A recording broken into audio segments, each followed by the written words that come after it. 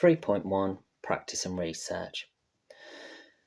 Going back to my research, Aldo van Eyck and the idea of the playground, I've now established the knitted cord, the idea of red, the idea of joining with elastic bands, and starting to use and develop the idea of movement. I furthered these investigations and started to play around with wooden stakes and inserted these into the cord.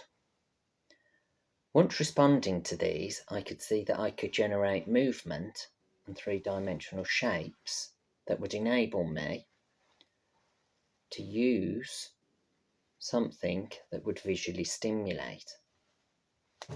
Moving slightly on, I took the cord and threaded it through longer amounts of the cord.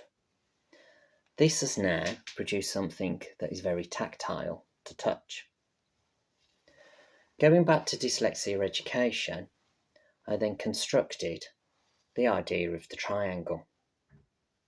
This again is just using a simple shape and joining with the rubber bands to construct a flat shape. Further developments of this, I then proceeded to make a three-dimensional triangle, which would relate to the idea of a climbing frame, the creative playground devised by Aldo van Eyck.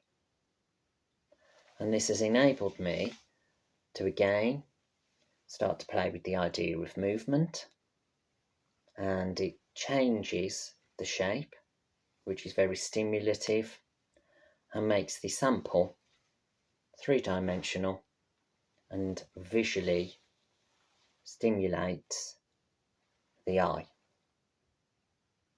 The creative, three-dimensional, dyslexic learner.